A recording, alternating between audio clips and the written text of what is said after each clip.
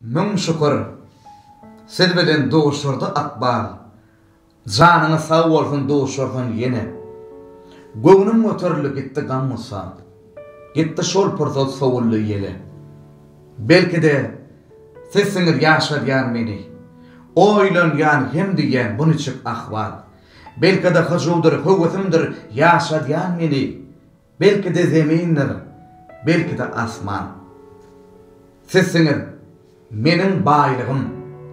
Hosarlımdan ayırmasın. Siz bilen menin barlığım dosyarlımdan ayırmasın.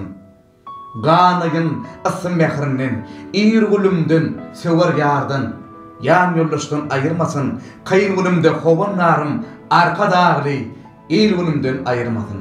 Edid Allah'ım beni birekten ayırmasın. Toyda görüşüp, toyda şaatlanmak, toyda bireğe boğulmakluk müyesser etsin.